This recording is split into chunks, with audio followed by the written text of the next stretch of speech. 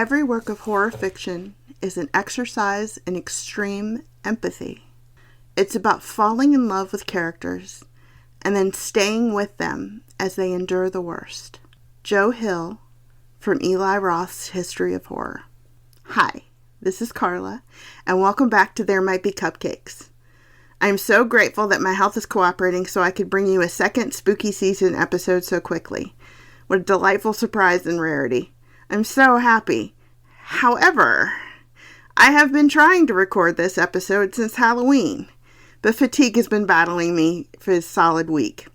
I feel like I have either been in the doctor's office or asleep since last Sunday, which this reminds me of a personalized book that my parents had made for me when I was a child, called Fortunately, Unfortunately, and it was luck followed by mishap throughout the entire book. For example, fortunately, Carla was able to go skydiving. Unfortunately, Carla did not pack a parachute. I'm exaggerating, of course, though it did have delightful horror elements. I think about it every time I have to phrase something in this manner. Here's a follow-up, Fortunately, Carla, and it's a big one. I am also so grateful and pleased to announce that my podcast has been honored by Podchaser in their list of 60 best podcasts to discover in November, alongside really heavy hitters and podcasters I look up to, such as Stuff You Should Know, Storytime with Seth Rogen, and one of my favorites, Eli Roth's History for Horror Uncut. I am beyond honored and humbled. I've been floating on air since, yesterday when I wrote the script, a week ago, when Podcaster tweeted me the list. The list is in the show notes for this episode. Please check out all the other podcasts on the list with mine. Please follow my podcast as well as theirs on Podchaser, and please leave me a review as well on Podchaser. You can leave reviews for individual episodes as well as for the podcast as a whole. Thank you so much, and thank you, Podchaser. To further celebrate spooky season and Halloween, this episode is my second episode entitled Boo Without Goo, Scary Movies for the Squeamish. So I guess this is volume 2. The first in this series is episode 10, and it's linked in the show notes. This project started a good while ago as a list for my best friend Joshua, who loves scary movies, but is not so much a fan of body horror and squish in general. He likes to read Clive Barker, but doesn't necessarily want to see it, if you know what I mean. So I started, way before the podcast, a list of safe movies, just as a fun project between the two of us. Safe horror. And then when I started the podcast, it began as a fun idea for an episode, and so it became episode number 10, with 31 movies. And here are 31 more, to celebrate the 31st, and to celebrate our lifelong goofy friendship. Here's to you, Josh. And by the way, this is going to be 31, because there's a bonus movie at the end, but it's actually going to be 30, because I screened one right before recording, because I was a little concerned, and there was squish in it. There was goo, so I had to take it out. Oops. That's what brain fog gets for you. But I stand by the rest of them on here. I promise. No goo. Whoops. And it was a good one, too. Such a good movie. Such is life. Okay. All of these movies, as well as the 10 genital movies mentioned, will be added to the Letterboxd podcast list, which I just keep them moving, which is linked in the show notes. The website entry for the first episode is also linked in the show notes, and I hope I introduce you to some fun movies, and hope I remind you of some fun horror movies from your past. Please let me know if I entice a movie watching night. That would just thrill me. Alright, here we go. The first movie on this list, Abandon, is a slow burn horror movie from 2002, starring, believe it or not, Katie Holmes and Benjamin Bratt. This is director Stephen Gaggen's, and I hope I'm saying his name right, my apologies, only scary movie. He also wrote the script, and he wrote Katie Holmes' role with her in mind. The script is based on the horror novel Adam's Fall by Stephen Desmond. Holmes plays a driven and detached college student who's trying to put aside feelings about her missing boyfriend, played by Charlie Hunnam from Crimson Peak. But he may have returned to stalk her, or has he? It also stars a nearly unrecognizable Zooey Deschanel. No bangs and blonde hair. It's amazing how she changes with no bangs. From The Happening, Melanie Linsky from The Frighteners, and Gabrielle Union from Breaking In. This movie manages to be truly scary without any bloodshed, though there is suggested violence off screen, so just to warn you. It's one of those movies where you swear you saw something, but you didn't, I promise. It's moody and fun, and I highly doubt you'll see the ending coming. Next up is a favorite. I was just able to see it on the big screen again a couple of weeks ago with my best girlfriend, Amy. Hi, Amy. Number 2 is 1996's The Craft. And it was a great time to be 24 years old and see that movie for the first time, let me tell you. It was directed by Andrew Fleming, and the only other horror movie on his resume is the highly underrated Bad Dreams from 1988. That one's about a creepy suicide cult, starring Jennifer Rubin from Nightmare on Elm Street 3 Dream Warriors. She played Taryn, the badass chick in the Dream Warriors. And, by the way, Bad Dreams is gross, just so you know. Anyway, the main cast is Robin Tooney, one of my favorites, Fairuza Balk, another favorite, Neve Campbell. Note here, I thought her name was pronounced Neve, but then I just recently watched an extra on my Scream DVD, and Wes Craven pronounced it Nev. And, well, I trust the master, so I guess it's Neve Campbell. Let me know if I'm wrong. And Rachel True, who shows up in another film on this list, as well as Nev's co-star from Scream, Skeet Ulrich. Horror fans should recognize Cliff DeYoung, Sarah's father, from other horror films. Dr. Giggles, which I need to watch again, Pulse, and the classic and lovely The Hunger with David Bowie as a vampire. David Bowie as a vampire. The Craft was written by the director Andrew Fleming and Peter Filardi, who also wrote both versions of Flatliners and the Rob Lowe version of Salem's Lot. For those of you who don't know the plot of The Craft, Sarah moves to a new town and starts at a new private Catholic school. She then meets the strange girls, who want her for their coven. That's right, witches. All 4 of them want power for their own issues, but none of them respect it. I think that's the best non-spoiler way to describe it. As I said, I watched it in the theater about 10 days ago. Make that about 2 weeks ago now. And it completely holds up, cultural references and all. It's intense and unnerving without being gross. Content warning, however, for large amounts of bugs and snakes. Large amounts. Punk rock. We are the weirdos, mister. I knew that the film had both script consultants and consultants on set to make certain that actual rituals were not performed accidentally and that everyone remained safe. The official consultant was witch practitioner Pat Devlin, but strange events still occurred. I found this interesting tidbit on the Internet Movie Database. The actresses were performing a major rite in the movie, and a fog rolled in and a flock of bats appeared. The tide also rose dramatically and unexpectedly, flooding all the candles set up for the ritual on the beach. The fictitious entity used in the movie has a very similar name to the Celtic god of the sea. Oh no. The tremendous flux of the tide kept happening over and over, interrupting filming, and once at the climax of the ritual, the power to everything on set went out. Even Pat Devlin was a little shook up. You would have had me an unexpected flock of bats, dude. The next movie is an intriguing companion to The Craft, as is the one after this one. Triple feature, perhaps. The next 2 films take some issues of The Craft to college. Number 3 is the very sexy and the very dark Gossip from 2000. The tagline is great. It can turn you on or turn on you. It was directed by Davis Guggenheim. No other horror movies, but his other works are highly acclaimed documentaries, including I Am Malala and Waiting for Superman. It was written by Gregory Poirier, I apologize for that name butchering, who also wrote the script for National Treasure Book of Secrets, which again isn't horror, but maybe horror adjacent, and Nicolas Cage. Gossip has a stellar cast. Lena Headey from The Purge and Game of Thrones, James Marsden from Disturbing Behavior, a very young Norman Reedus, little baby face, from Blade 2, Mimic, and of course The Walking Dead, Joshua Jackson, I don't want to wait for our lives to be over, and Urban Legend, Eric Bugnosian from Dolores Claiborne, The Stuff, and Blade Trinity, And, relevant to my House of Leaves series of episodes, the singer Poe performs in the club in the movie.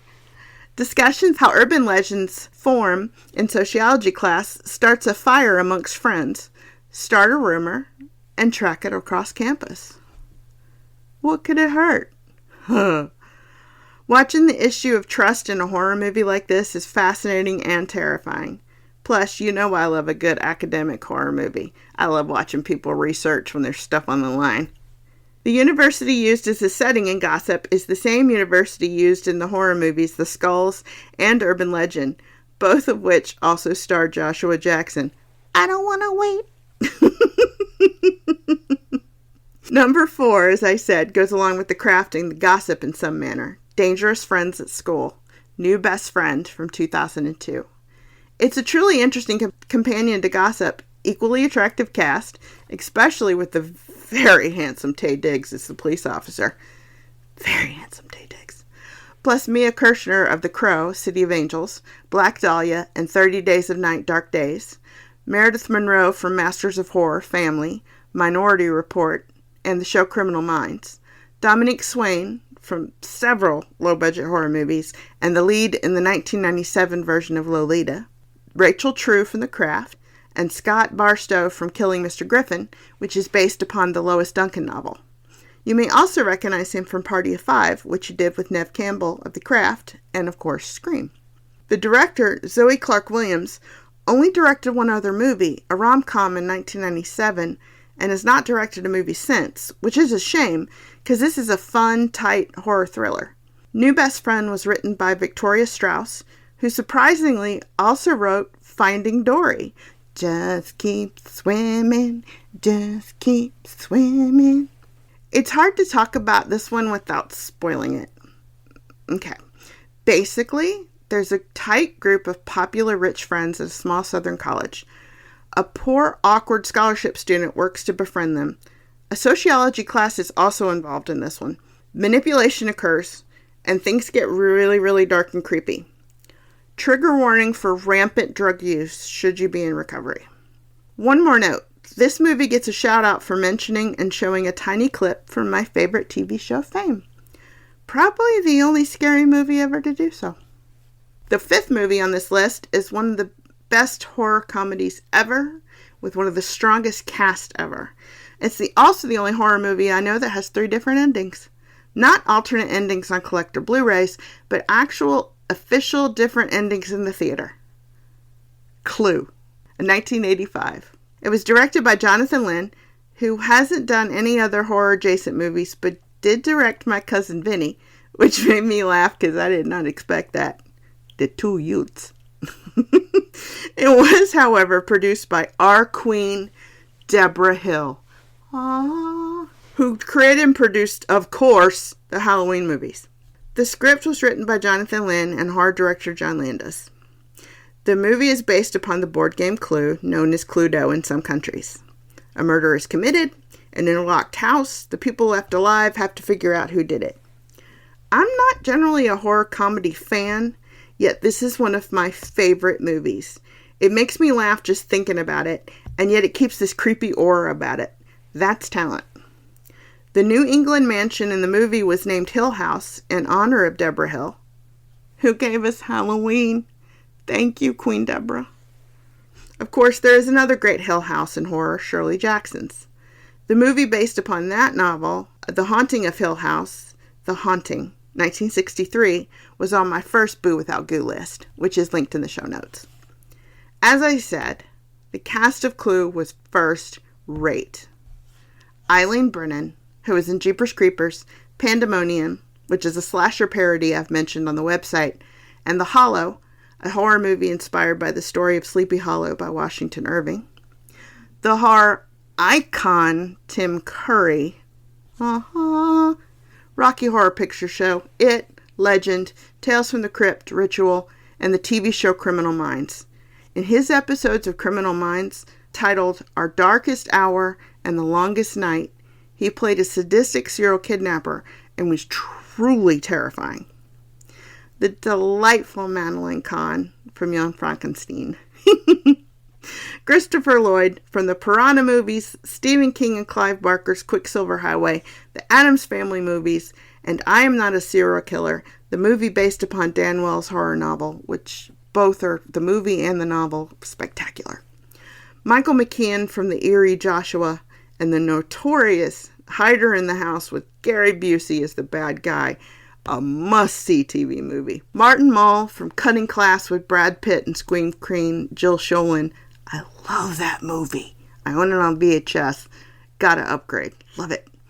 Leslie Ann Warren from the very eerie Apology and The Wolf Girl with Tim Curry. And last but not least, Howard Hessman from The Mesmerist, based upon a Poe short story, and that great scene in Rob Zombie's Halloween 2 where he plays Uncle Meat and he rants about the man in the record store he owns. Before I move on, I have to relish in the car trivia from this movie. It ain't horror, but I have friends and a cool dad that love cars, and I found out from the Internet Movie Database that this movie used the characters' cars to accentuate their gameplay and to accentuate the time and place of the setting of the movie. Each car was the correct color for the player, as in Mustard had a yellow car, etc., etc. So here we go. Quote, the color of each character's car is the same color as their playing piece in the game and is introduced as follows. Colonel Mustard drives a yellow 1954 Cadillac Series 62. Mrs. White drives a black and white 1950 MG TD convertible. Mrs. Peacock drives a blue 1952 Packard 200 Deluxe Club sedan. Mr. Green drives a green 1951 Plymouth Cranbrook. Miss Scarlet drives a 1946 red Lincoln Continental, and Professor Plum drives a purple 1949 Pontiac Streamliner station wagon. The sixth movie, caveat, does have blood in one scene, but it is worth including because it is a terrifying, horrifying movie that feels in its own way like Seven, but with absolutely no gore. Plus, it's such an intelligent domestic horror that I just can't overlook it. I'll describe that scene for you without spoiling the movie so you can decide for yourself if you want to watch it. The movie is Frailty from 2001, directed by the greatly missed Bill Paxton. The script was written by Brent Hanley, who also wrote the film Masters of Horror Family, which Meredith Monroe starred in. She was also in number 4 on this list, New Best Friend, and in the television show Criminal Minds. The scene in question comes near the end of the movie. Someone is murdered off-screen. Their murder is hidden by laundry hanging on a line. Their blood splatters on the clean sheets hanging. The scene is very brief. I hope that helps you decide whether or not you're comfortable watching this movie. The movie is carried by 2 main actors, Matthew McConaughey from The Dark Tower and Texas Chainsaw Massacre Next Generation, which is a hoot if you've never seen it. It was his and Renee Zellweger's first movie, and they both tried to make it go away later. That's a whole different story, maybe a podcast episode. And Powers Booth from Red Dawn and Cruising, which was directed by William Friedkin, the director of The Exorcist, and also starring Al Pacino. Both Powers and Matthew have such commanding faces and voices that this movie is an exercise in tension. It's Southern horror at its best. Bill Paxton, the director, is of course a gift to horror.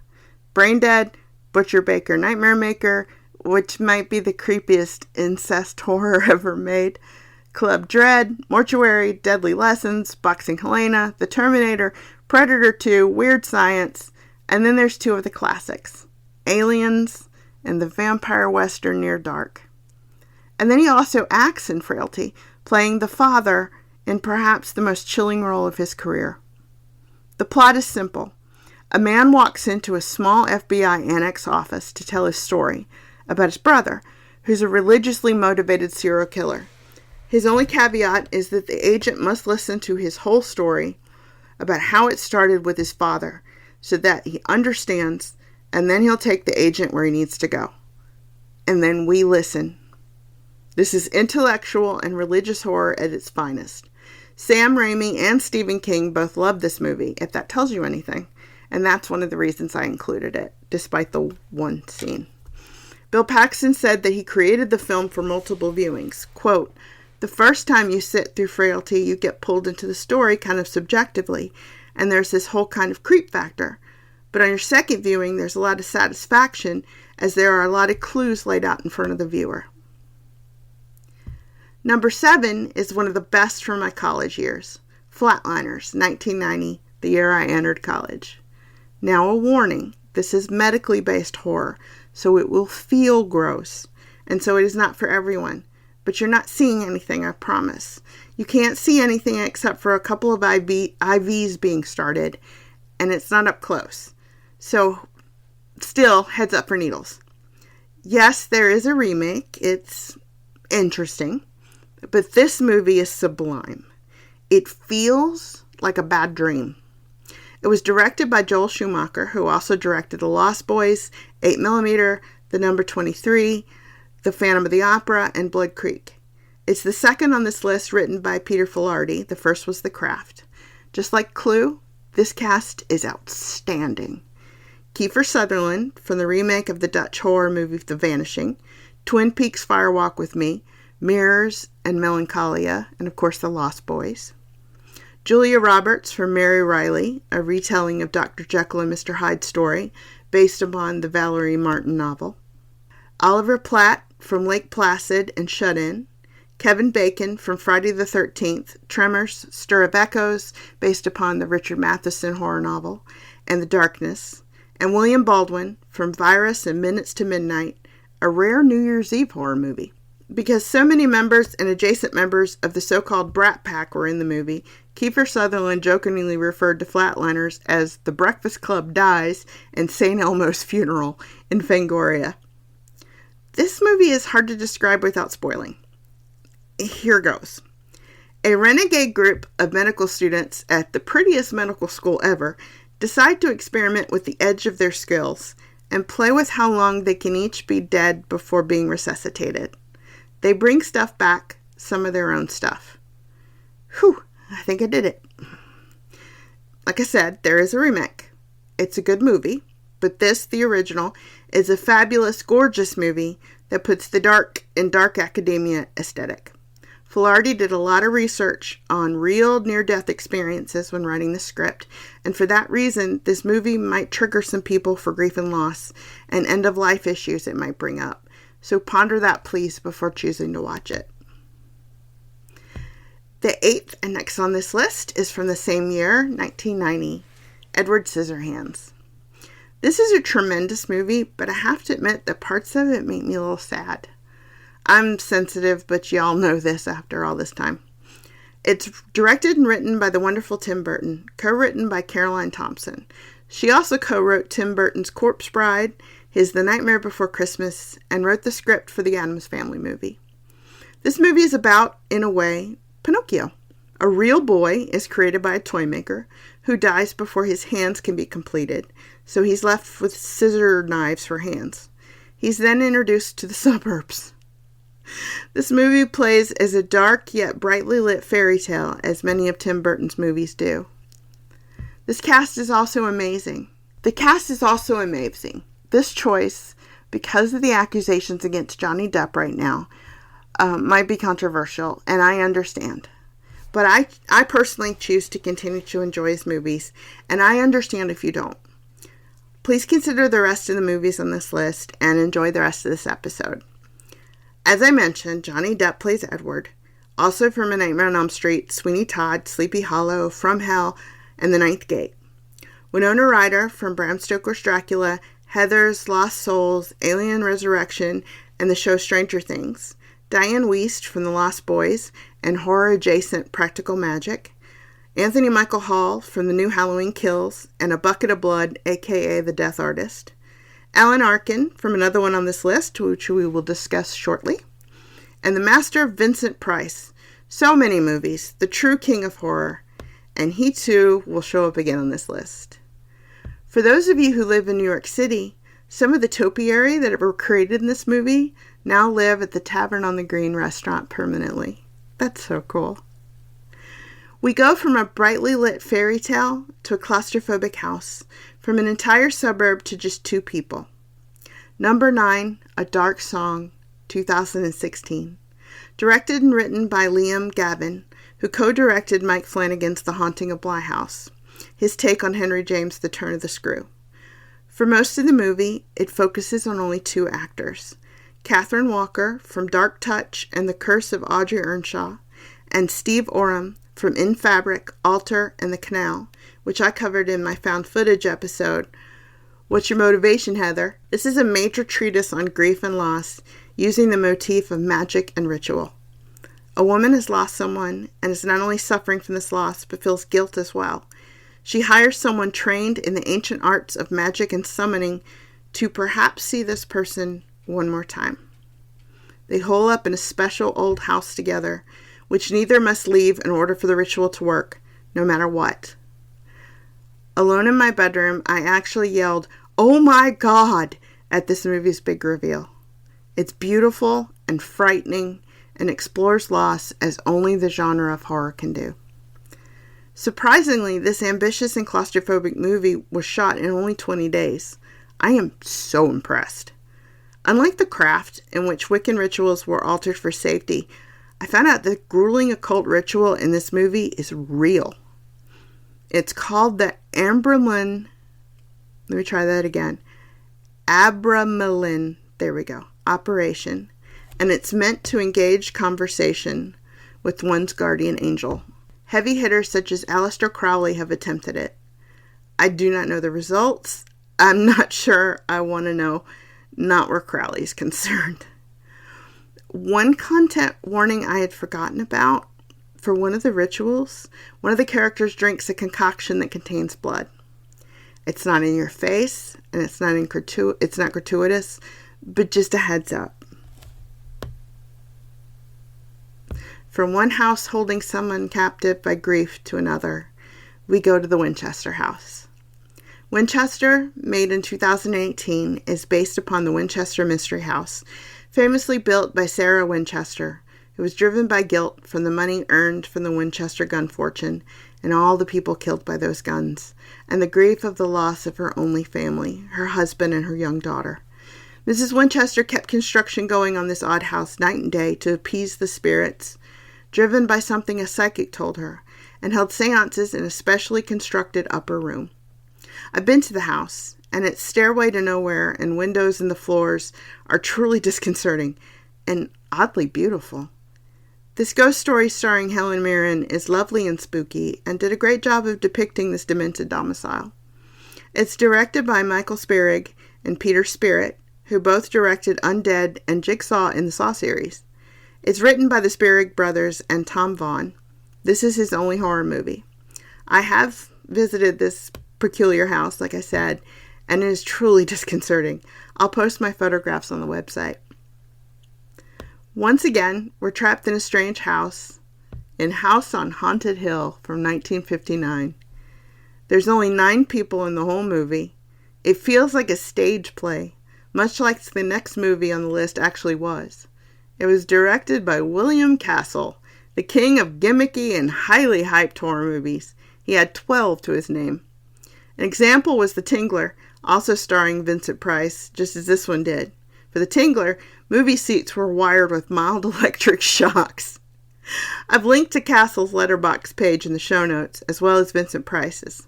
The script for this was written by Rob White, who wrote both versions of this movie, both versions of 13 Ghosts, William Castle's Macabre, and The Tingler. This fun movie stars Vincent Price, who was also in Edward Scissorhands and The Mask of the Red Death from episode 71. He was in 51 horror movies total. Prince Price. It also stars Carol Omart, who was also in The Spectre of Edgar Allan Poe and Spider Baby. Spider Baby deserves its own episode. Plus Elijah Cook Jr. from Blackula, The Haunted Palace, The Night Stalker, and Rosemary's Baby. And Howard Hoffman from William Castle and Rob White's Macabre. Quite the cast.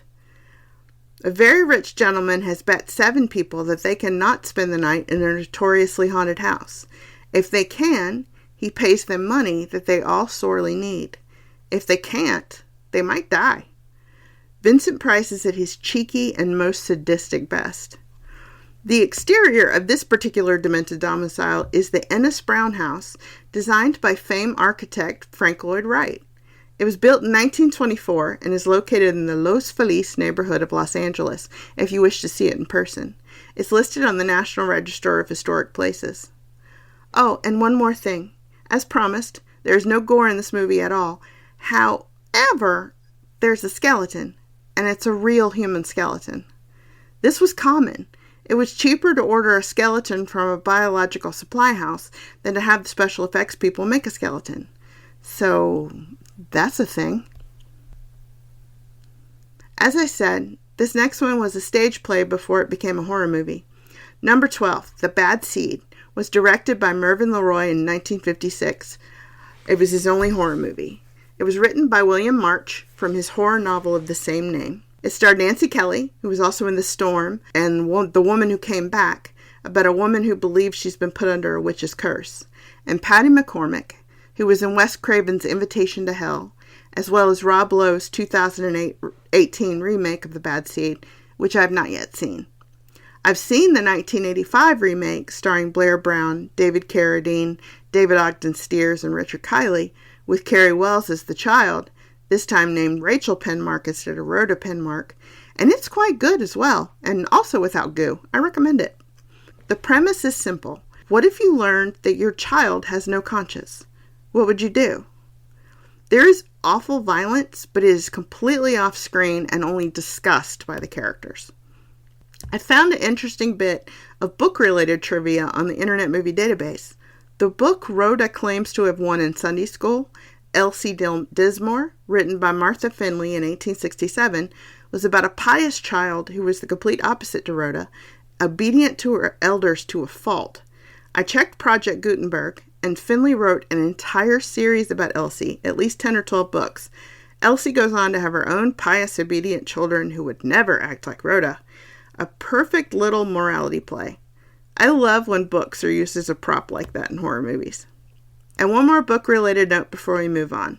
In Danse Macabre, Stephen King's must-read nonfiction treatise on horror, The Bad Seed is on his list of, quote, some of the scariest films ever made. If you're curious, his list is on page 181. Number 13 is a nice companion to The Bad Seed, I think. And I don't think that's a spoiler, but I don't think I can describe this movie any further without spoiling it either. It's 2014's Gone Girl. Directed by the wonderful David Fincher, who also directed Fight Club, Seven, Zodiac, and The Game, with the script written by the novel's author, Gillian Flynn.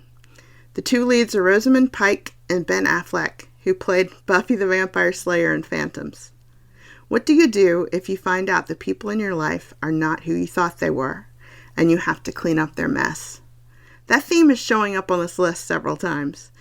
It really is the perfect double feature with The Bad Seed. Try them out together and enjoy. More books as meaningful props. Look in Nick's office, that's Ben Affleck's character. You'll see Jonathan Franzen's Freedom, which is a novel about marriage, and Michael Chabon's Manhood for Amateurs, which is a collection of essays on being a husband and father. Nice touch. The next movie on my list is all claustrophobic. The two people involved can't leave the domestic domicile in question because it's their job. It's West the Innkeepers from 2011.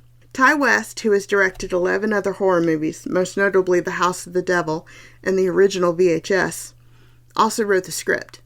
The two actors that carry the film are Sarah Paxton, who starred in the remake of Last House on the Left, and Pat Healy, who has been in several horror movies, including the amazing Starry Eyes, and another one later on this list, Run. The premise of The Innkeepers is so simple and fun. These two are employees of the Yankee Peddler Inn, which is closing. They know of its haunted history, and they want to take this last opportunity to do a paranormal investigation of their workplace. This horror movie is filmed at the real Yankee Peddler Inn in Torrington, Connecticut. The real hotel is actually haunted, and the crew reported having some experiences during filming. I'm gonna gripe here for just a minute, if you'll indulge me. Ti West is apparently a friend or fan of Lena Dunham's. I am not a fan of Lena Dunham's. And that's all I'll say about that for now, because this episode's not the place for my explaining why I feel she's problematic. Anyway, He places her awkwardly in his horror movies. In The House of the Devil, she's the voice on the phone. Twice. 2 different people. In The Innkeepers, she's shoehorned in as an annoying barista next door. Now, you could argue that her character's there to drive Sarah's character back into the hotel to further the claustrophobia. Okay, but Sarah's supposed to stay in the hotel. That's her job. So it's not necessary. Basically, Lena delivers a 5-minute monologue about how boys and dating's annoying, and so it's just so annoying. And so Lena arguably just plays her character from her own TV show Girls, which is a jarring break in the middle of an otherwise quietly eerie ghost story. It's so weird. Okay, gripe over. And that's a good point for a break. I don't normally take one, but this is a long episode for me. So my apologies, but we're going to take a break.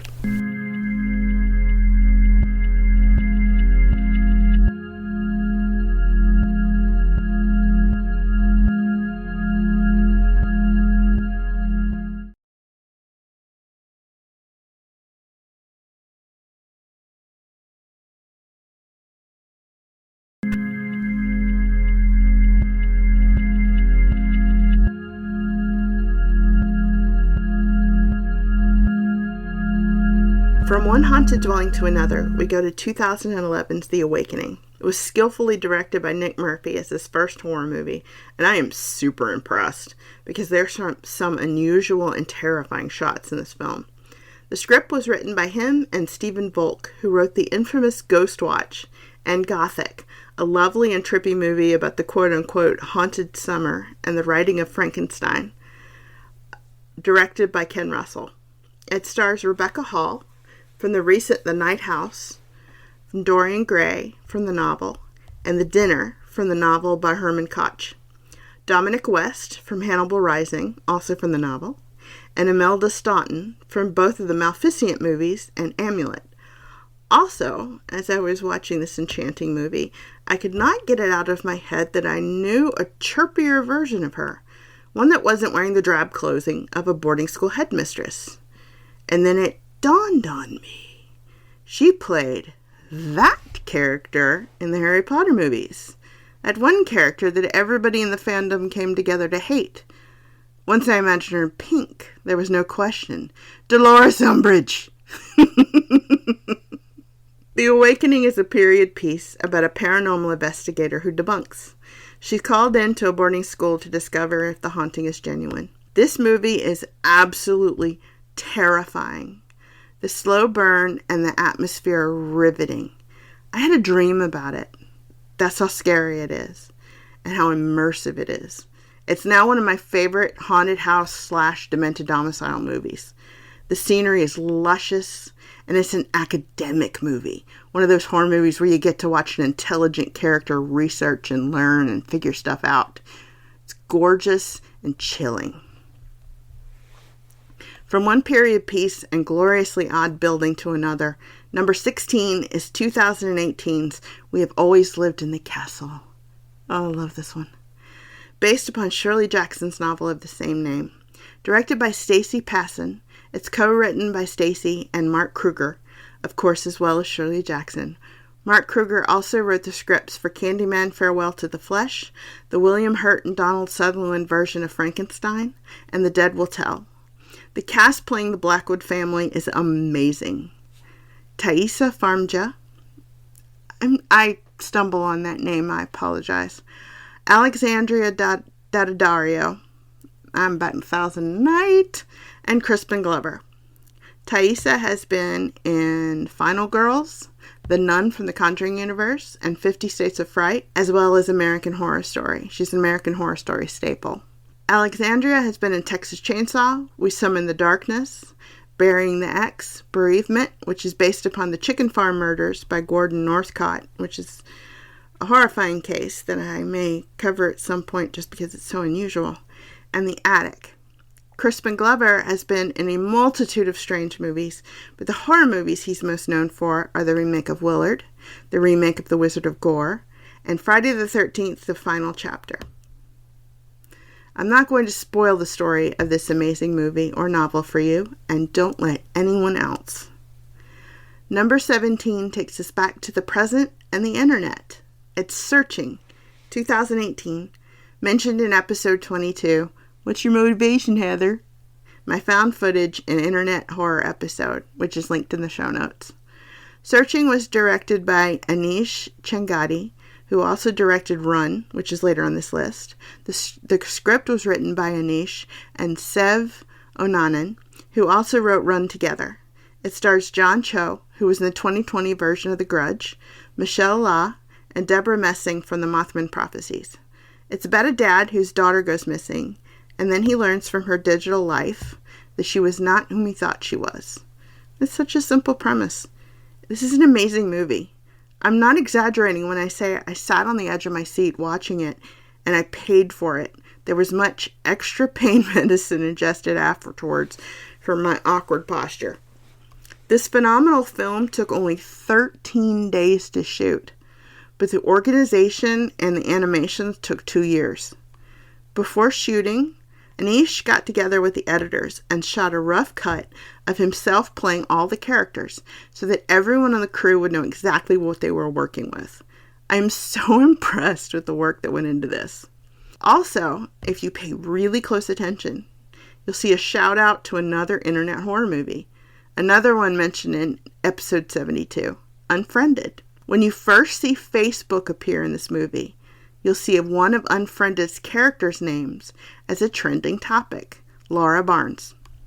The next one on this list is one I've already mentioned, Run, from last year, by the director and writers of Searching. It stars one of my favorites, Sarah Paulson, from Glass, Bird Box, and the television show American Horror Story. I love her so much, and she is terrifying in this movie. It also stars Pat Healy, who is in other movies on this list, and Kira Allen. It is about an incredibly close mother and daughter relationship.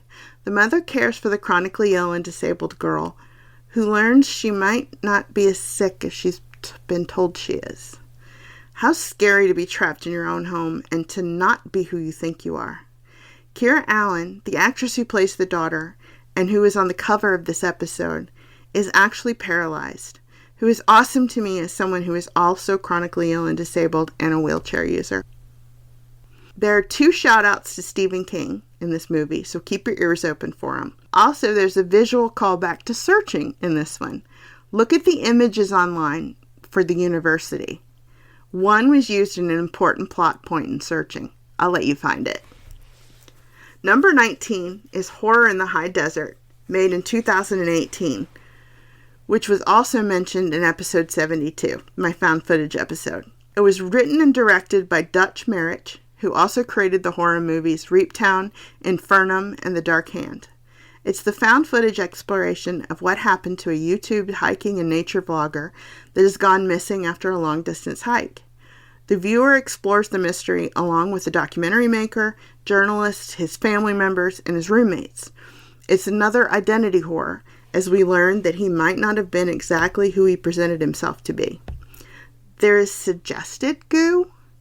In the denouement, you think you see something, but you don't. Very creative camera work with off-camera violence. I read on the Internet Movie Database that this was filmed with full COVID protocols in place. If you pay very close attention, you notice that no 2 characters appear on screen together throughout the entire movie. Creative. The next movie on my list takes us from the mountains and the desert to rural England. It's a classic, and I highly recommend watching the director's cut. It's 1973's The Wicker Man. It was directed by Robin Hardy, who also directed The Fantasist from 1986 and The Wicker Tree, which I'll talk about in a moment. The Wicker Man, which is a horror classic, was written by Anthony Shaffer, who also wrote Hitchcock's Frenzy, and David Pinner, who surprisingly also wrote the script for the Nicolas Cage version of The Wicker Man, which I cannot recommend. I haven't watched it, and I probably won't, given all the bad things I've heard about it. It involves a head cage filled with bees, and Nicolas Cage being Nicolas Cage all over the place, neither of which is subtle, and the Wicker Man's kind of subtle. Schaefer specifically wrote The Wicker Man as a response to the gore and violence in 1960s and early 1970s horror movies. He wanted a more literate and refined horror movie. That's when he, quote, finally hit upon the abstract concept of sacrifice. The cast was stellar. Edward Woodward, beyond being a fine actor in general, his other horror credits were Incense for the Damned, aka Bloodsuckers, and The Appointment, which is kind of a thriller horror. His foil was the legend Christopher Lee. I'll simply link his Letterboxd horror movies in the show notes. There are way too many to list. 82 in all. Sir Christopher Lee, if you don't mind, loved the script so much that according to the Internet Movie Database, he agreed to appear in The Wicker Man for free, and he considered it to be one of his best roles. He also paid for his own press junket out of his own pocket, appearing anywhere that he was asked. The main actresses were Britt Elkind, who was also in The Monster Club, What the Peepers Saw, and Satan's Mistresses, and Ingrid Pitt, a staple of Hammer horror, in The House That Dripped Blood, Countess Dracula, and The Vampire Lovers. Without spoilers, The Wicker Man also plays with the horror theme of people not being who they say they are. Woodward plays an upstanding Christian police investigator who has been sent to a small island in the UK to look into the case of a missing child. But no one on the island seems very concerned or very willing to help or even acknowledging that the child exists. And they seem way more interested in involving him in their upcoming holiday festivities. If you enjoyed Midsommar and you have not seen The Wicker Man, you're doing yourself a great disservice. One note on content: there is no bloodshed or gore, but there's implied violence and gore from a distance at the end, specifically with regards to fire. You do not see anything, it's all implied, but there's fire. Also, there's a lot of nudity. I know that's not goo, but I just need to mention it. It's pretty rare that I'm rendered speechless with regards to nudity, but a lot of boobs. And there's much more nudity in the director's cut. Like, holy boobs, Batman. So this is Without Goo, but it is not family friendly by a long shot. I found out from the Internet Movie Database, this is hilarious. The singer Rod Stewart tried to interfere with the distribution of The Wicker Man when he learned about his girlfriend Britt Eklund's nudity in it. Good gravy. Do you think I'm sexy indeed? A literary note. One of the songs that they sing in this movie, and this is like a wacky horror musical in a way, like a pagan musical. One of the songs that they sing, Cornrig Zerbani, was written by the poet Robert Burns in 1775. Its accompanying music was written especially for the movie. Now, about the Wicker Tree, which I just learned about researching this episode. It's Robin Hardy's reimagining of the Wicker Man, exchanging the British police investigator for a Jesus freak couple going into Scotland. It really sounds fascinating. It's available for free on Vudu. I'm going to watch it, and I'll report back in a later episode. All right, from one investigator going into a strange land to another, we go to Insomnia from 2002. Directed by Christopher Nolan, who arguably his only other horror movie was Memento. It was written by Eric... Oh, mercy. I gotta apologize for this entry in this episode. The original Insomnia was Norwegian. These are Norwegian names. I'm not Norwegian. Here we go.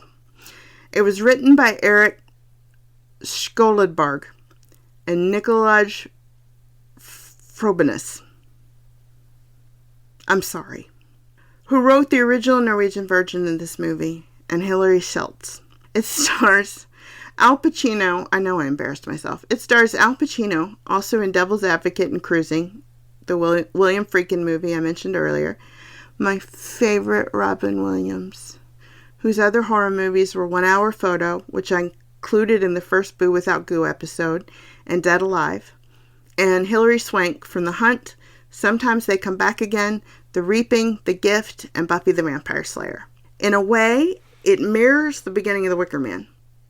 Two detectives are sent to a strange place, this time Alaska during the period of the midnight sun, to investigate the strange death of a young girl.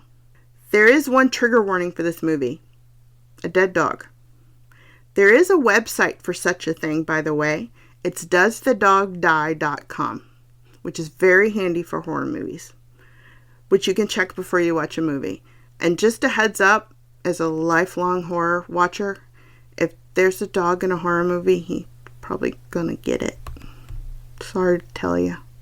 Number 22 on my list, 31, is a found footage that, believe it or not, was not included in my found footage episode. I had a personal Mandela effect moment, creeped myself out. I swore it was, and I searched the script, and I searched the website, and nope, I was wrong. It's Willow Creek from 2013, directed by the comedian Bobcat Goldthwait. It's another tight and claustrophobic film on this list with a main cast of two: Alexi Gilmore and Bryce Johnson, who was in Visions and Darkness Rising. They play two aspiring actors and documentarians who are headed into Bigfoot country to film their experience and hopefully capture some evidence. Say it with me: it doesn't go well. This movie also goes along with the theme in horror that if you poke the bear, or in this case the Bigfoot, you get hurt. Don't go where you're not welcome, like that isolated cabin in the woods that always shows up. From the Woods to a Fairy Tale, 2020's Gretel and Hansel. It was directed by Oz Perkins, Anthony Perkins from Psycho's son, and Perkins was also the director of a couple of other lovely movies that it didn't make the Goo cut: The Black Coat's Daughter and I Am the Pretty Thing That Lives in the Walls. But they're both lovely and both worth watching. Absolutely. They just didn't make the Goo cut. Gretel and Hansel was written by Rob Hayes, Oz Perkins, and of course the Grimm brothers. It stars Samuel Leakey in his first movie and Sophia Lillis, who played Beverly in the two It movies and who was also in Gillian Flynn's Sharp Objects, based upon her novel. It also starred horror treasure Alice Krige, Silent Hill, Ghost Story, and Stephen King's Sleepwalkers. This is a luscious and dark fairy tale retelling. It's just so pretty and frightening, which is so rare to be found. Oz Perkins is a great director, and I'm following his work from now on. I can't really discuss this movie further without spoiling it. It's gorgeous, and it's dark, and it's lovely. If you love where the original versions of fairy tales are horrific, you will love this movie. Number 24 takes us from the forest back out to the desert. The Endless from 2017. I'm going to read the synopsis from Letterboxd from this one, because I don't think I can do better without spoiling it. Quote, two brothers return to the cult they fled from years ago to discover that the group's beliefs may be more sane than they once thought.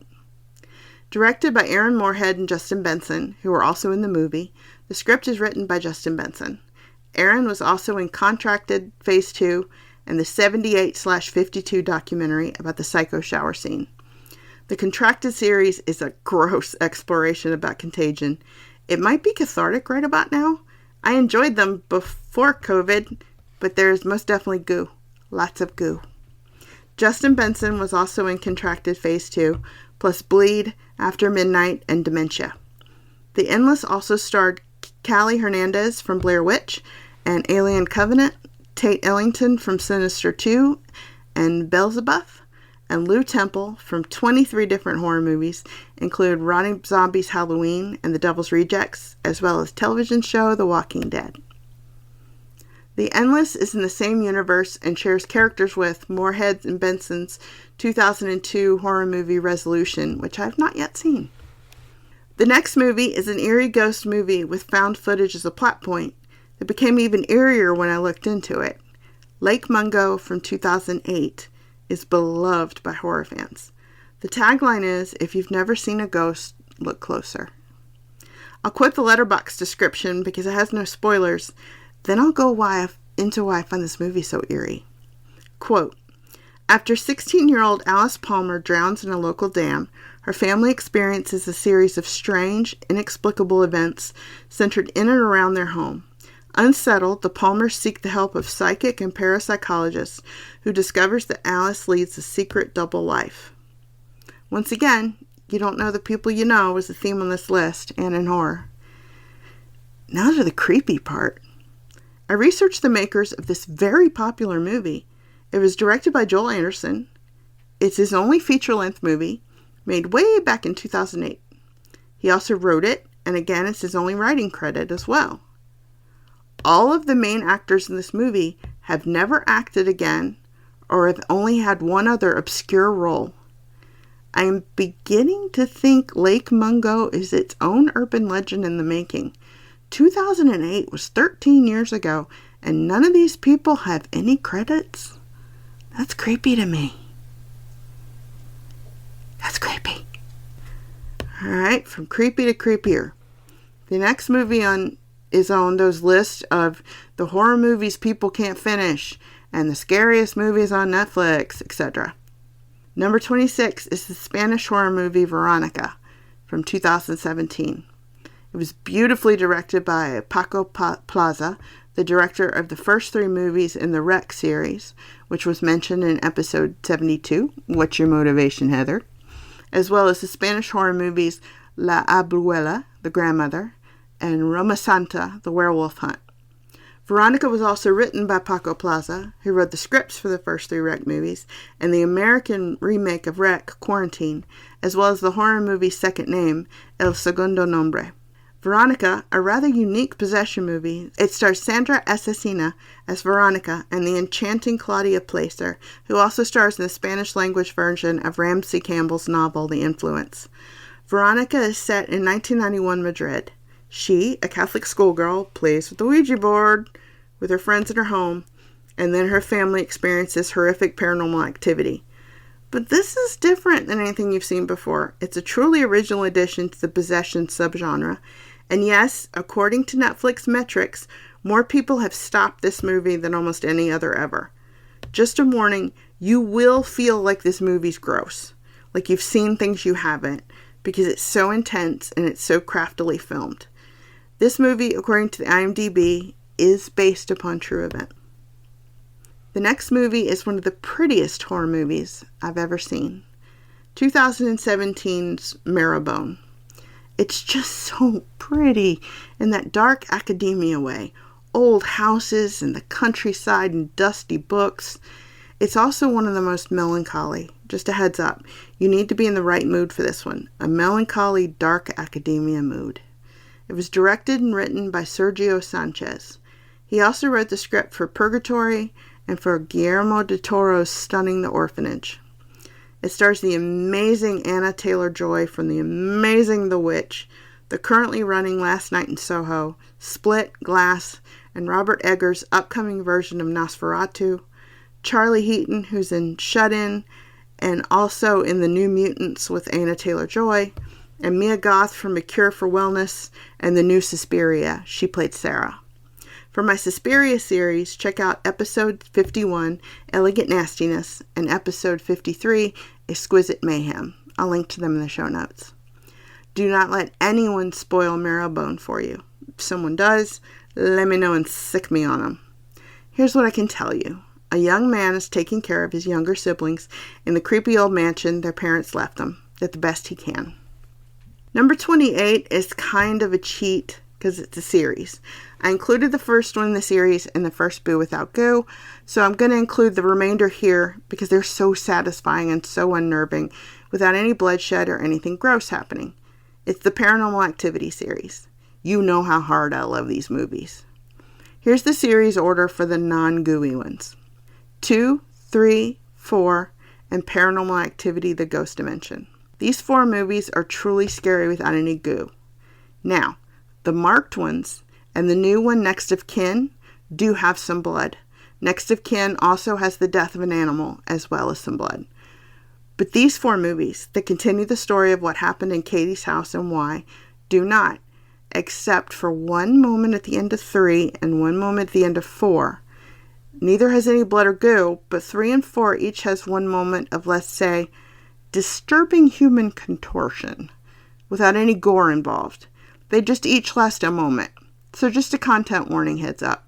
I have not seen Paranormal Activity Tokyo Nights, so I cannot speak to its content.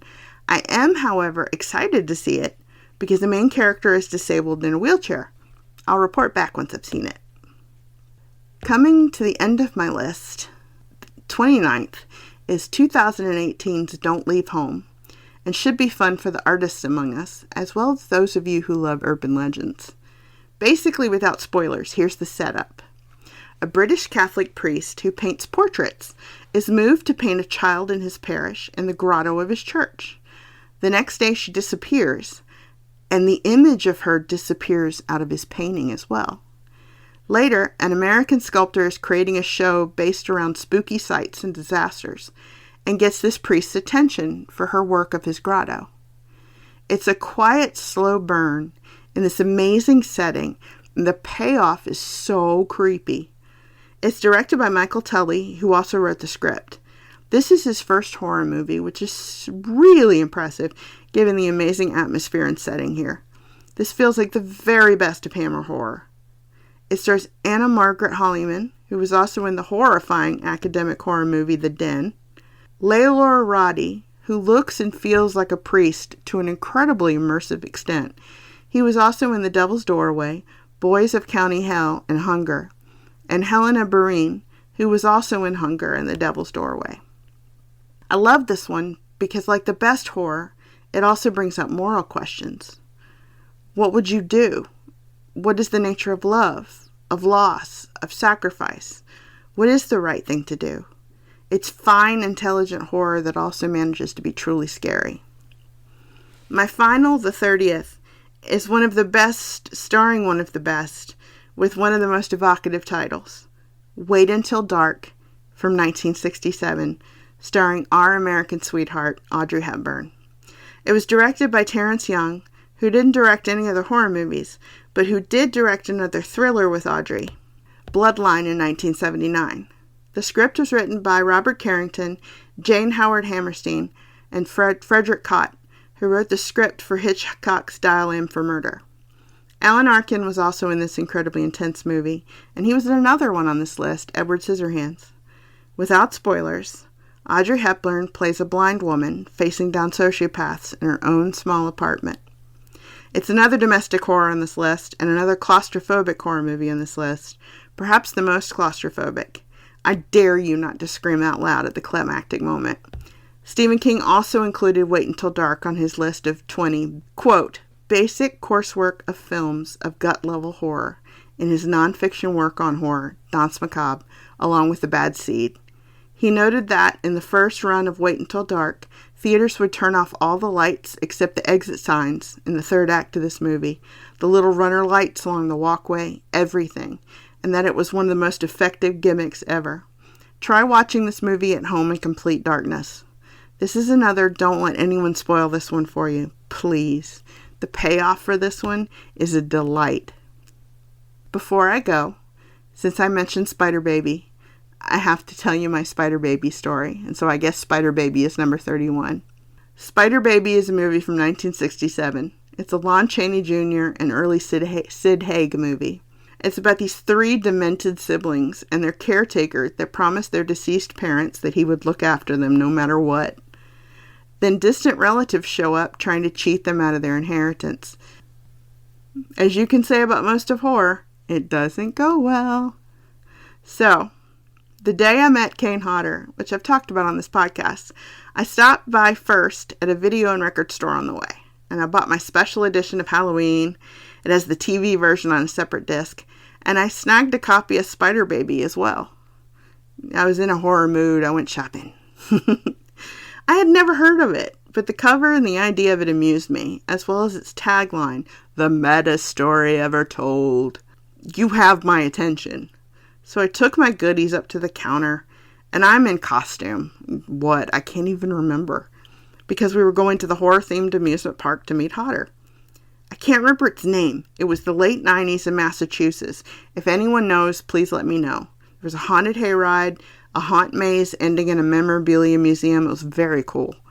Anyway, my costume got the young cashier's attention, and then he saw Spider Baby on the counter, and it was on. Spider Baby! He crowed in this silly voice repeatedly like a monster. Spider Baby! Spider Baby! Then he picked up the intercom and he broadcast it gleefully over the entire store. "Spider baby! Spider baby!" Then he picked up the phone and punched in an extension, and I heard another branch of their store pick up. "Spider baby! Spider baby!" he crowed into the phone and then hung up. Then he turned to me as if nothing happened and started ringing up the movies and said, "Yeah, I love Halloween. It's a classic." One of the coolest horror fan interactions of my life. Dude, if you hear this and you remember doing that, hit me up. To this day, if I mention the movie or even say something about a spider, I say, "Spider baby," in your voice. What you did made me very happy. For those of you who love lists like I do, here's just the movies from this episode so you can hunt them down. Abandoned, 2002. The Craft, 1996. Gossip, 2000. New Best Friend, 2002. Clue, 1985. Frailty, 2001. Flatliners, 1990. Edward Scissorhands, 1990. A Dark Song, 2016. Winchester, 2018. House on Haunted Hill, 1959. The Bad Seed, 1956, and The Bad Seed, 1985. Gone Girl, 2014. The Innkeepers, 2011. The Awakening, 2011. We Have Always Lived in the Castle, 2018. Searching, 2018. Run, 2020. Horror in the High Desert, 2018. The Wicker Man, 1973. Insomnia, 2002. Willow Creek, 2013. Gretel and Hansel, 2020. And if you're searching for that one, Gretel and Hansel is written with the ampersand. The Endless, 2017. Lake Mungo, 2008. Veronica, 2017. Marrowbone, 2017. Paranormal Activity 2, 2010. Paranormal Activity 3, 2011. Paranormal Activity 4, 2012. Paranormal Activity The Ghost Dimension, 2015. Don't Leave Home, 2018. And Wait Until Dark, 1967. Plus Spider Baby, 1967. So I hope you have all had a happy Halloween, and may the blessings of Spider Baby be upon you. Enjoy stuff that much and that unabashedly, even in public.